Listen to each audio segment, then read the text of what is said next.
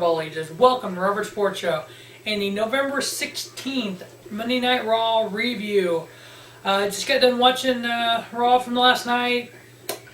Some great segments, some really great matches. Survivor Series, I think it's card really isn't completely announced yet. Obviously, after SmackDown taping on Tuesday night, probably tomorrow night I'll get the review up for that. It's preview of Monday Night Raw. Yeah, I fucked that up.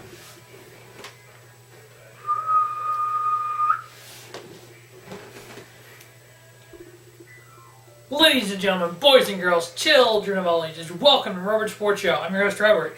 The November 16th review of Monday Night Raw. Just got done watching Raw from last night. Some really good moments, some good matches. Overall, great flow to the show, I thought. Obviously, Survivor Series this Sunday. Card still not completely announced. Obviously, with everything going on, with the injury to Seth Rollins, the tournament, and the cluster that came out of that, and just moving people around. Obviously, Kevin Owens not defending the Intercontinental title as of last I've heard because he's in the tournament. So obviously, unsure where that's going to go, if that means anything or not.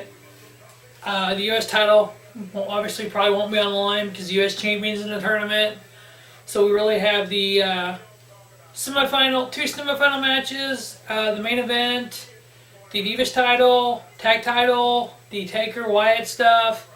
So hopefully the Survivor Series turns out to be good. Really, with everybody we had in the quarterfinals, I was fine with any of those guys being champion. Not one go, fuck, really, goddamn this guy. Yeah, I didn't feel that way. Let's run down the show a little bit. We'll talk about each of those matches as we get to them. First, the show started off with a moment of silence to the victims of the terrorist attack in France.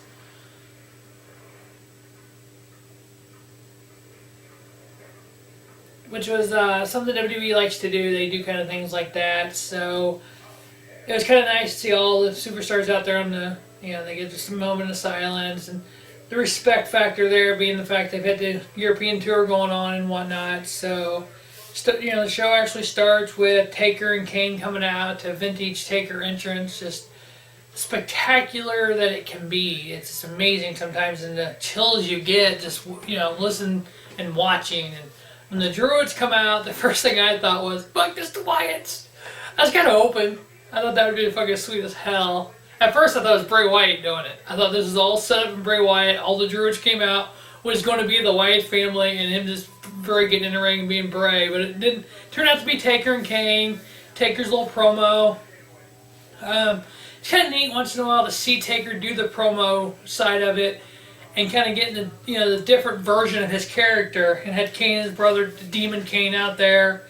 Then the Wyatt family comes out, and the Druids attack Taker. They all had sheep masks on.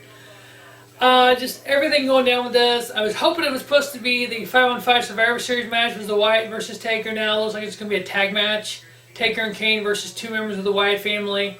I really think it should be Bray Wyatt and Braun Strowman. Wyatt's got to be in it, regardless who he picks to be his partner. Don't know where they go with that after this, but I think it's kind of neat to see the 25th anniversary of Taker at Survivor Series and Taker's debut 25 years ago, and then kind of Bray Wyatt being involved with it. The new face of fear, as Bray calls himself. The first of the quarterfinal match, we had Neville versus Kevin Owens. Yeah, when this match started, I really had no care which one won. I'm fine with either one. Yeah, I really wanted Kevin Owens to win, which he did. Nice little 12-minute match. But I was fine with Neville even moving on.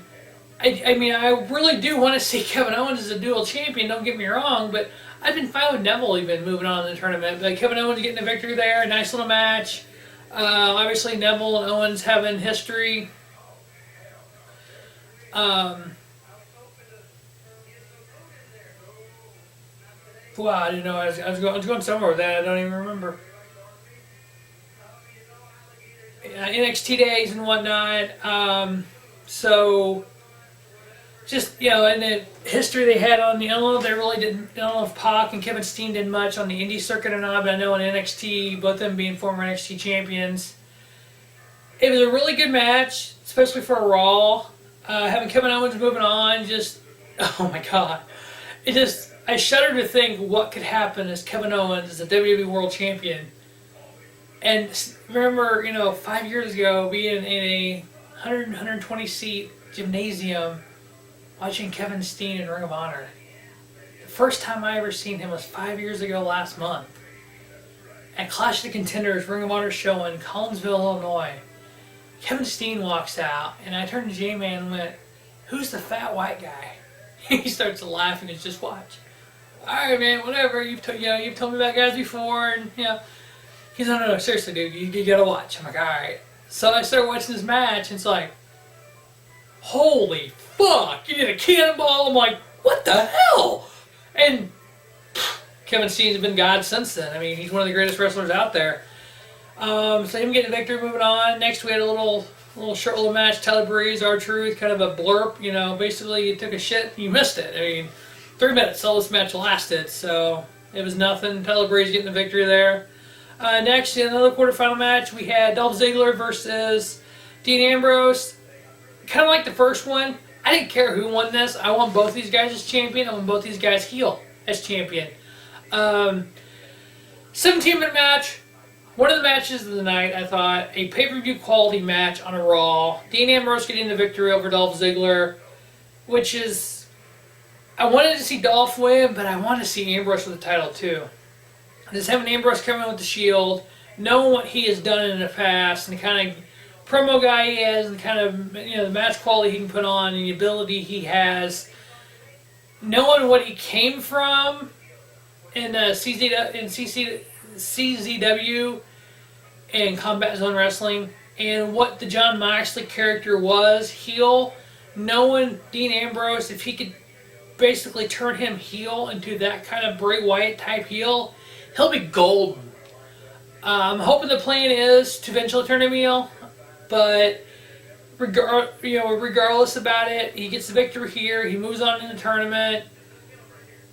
Dean Ambrose versus Kevin Owens at Survivor Series. Holy crap, people.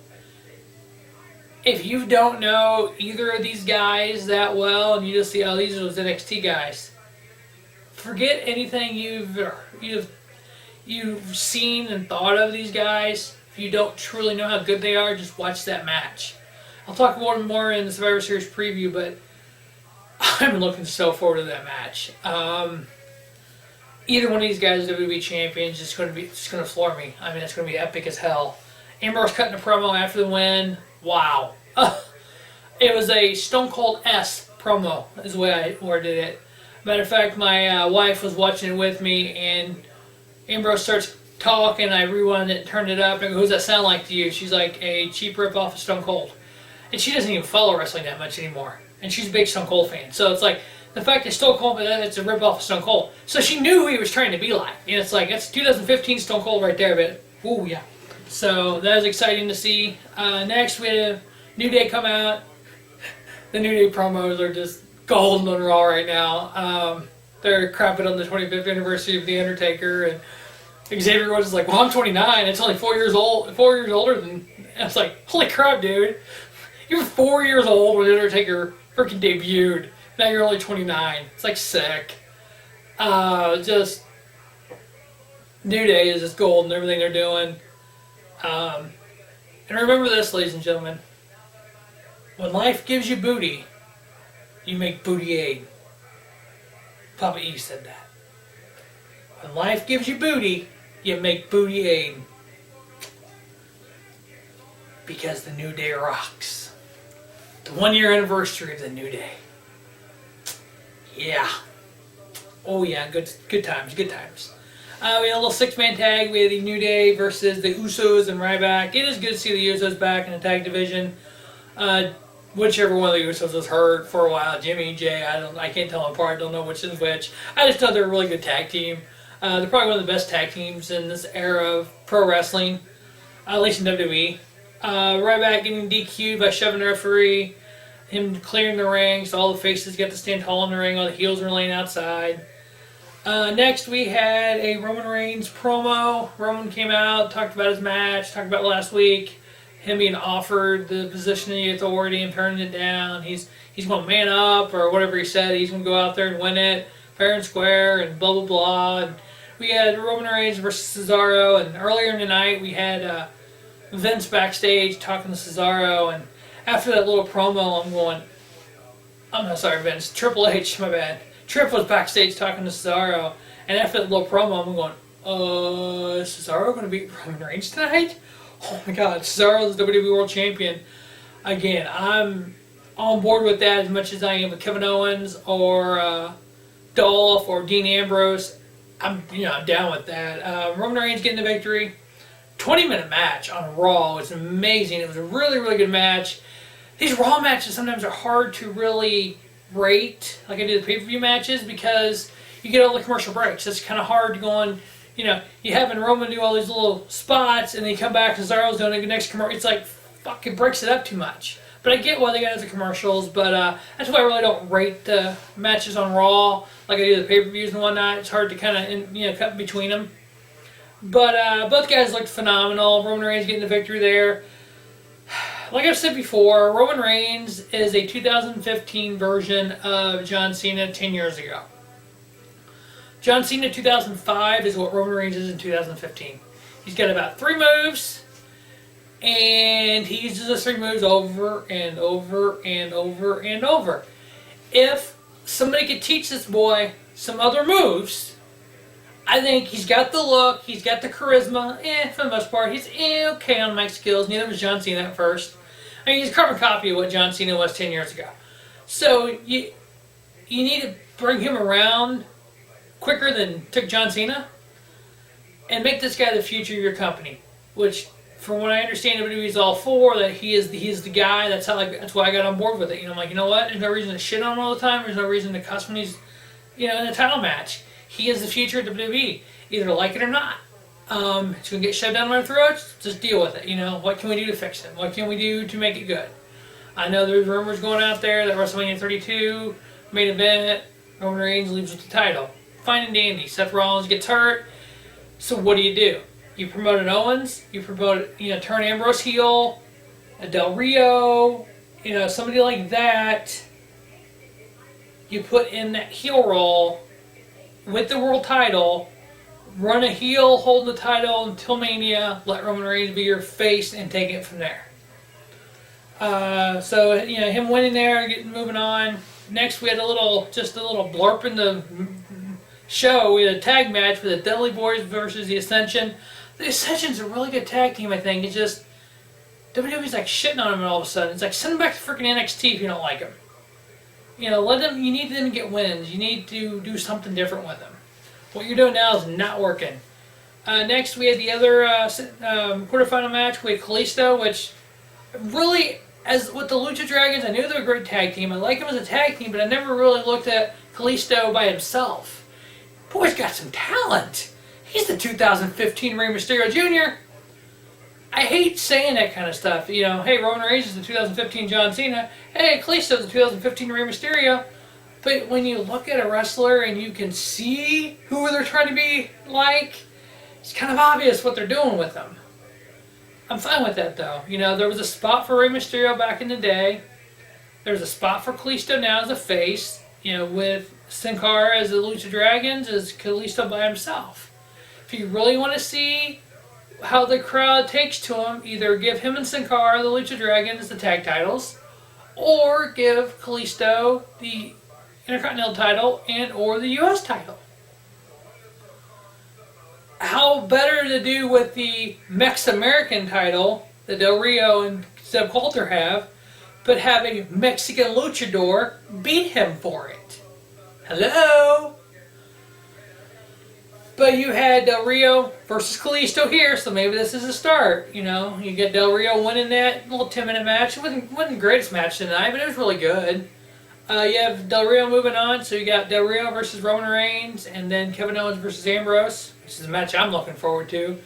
So, one of these 4 will be your new WWE World Heavyweight Champion. Whew. If I was betting man, I would say it's going to come down to Roman Reigns versus Dean Ambrose. Not saying I don't. I definitely want Kevin Owens. I would love to see Kevin Owens and Roman Reigns face off and Kevin Owens get the title. But I can see them doing the whole Shield, new thing with the Shield, put Ambrose in Rollins' spot. Plain and simple. Either way, I'm fine with it. I really want either Kevin Owens or Ambrose as champion. But if I get stuck with Roman Reigns or even Del Rio, I'm fine with that too. I'm fine with them doing Dean Ambrose versus Del Rio. I'm good with that. They wouldn't do Del Rio and Owens heel. WWE doesn't do that kind of shit anymore. So yeah, just whoever comes out of that, I'm good with that. The main event was a Divas contract signing, which was kind of cool to see the Divas, Paige and Charlotte, out there kind of cutting promos and doing their thing leading up to Survivor Series and their big match. Charlotte talking about how hard worker her little brother and her dad are and how she is, and then Paige going, your baby brother didn't have much fight in him. Wow. Just to go there about David Flair, it was just like, or Reed, David, whichever Flair brother, what kid it was, Reed. But it's like, whoa. To actually bring that up now. There's people on social media just trashing him for it. Come on. She brought it up. Paige, Charlotte opened the door and Paige just bull rushed through it. I'm fine with that. It's a heel face thing. Come on. You're making Paige's heel bitch. Let her run with it. Let Charlotte be the freaking face of it. I'm good with that. Paige just shitting on Rick a little bit too. It was kind of funny. Rick, where you at? Won't you come out and elbow drop your coat like y'all? I mean, just shitting on him. It was great. It was a heel thing to do. They're trying to make Paige's big bitch heel. And this, when she mentioned your little brother, it's just Charlotte goes flying across the table and takes her out. It's like, holy shit, and that's ended Raw. These are the two best Raws of the year, I think. Go to the Survivor Series, you needed that. Hopefully Survivor Series delivers. Hopefully Ambrose, Owens deliver. Reigns, Del Rio, and our new champion. Any of the four, I'm fine with. We'll move on with it. So that will wrap up the November 16th Raw review. As always, thanks for watching Robert Sports Show and have a spiffy night. Robert Sports Show, your YouTube leader in sports channels. If you close your eyes, your life, and make it 2, 3 feel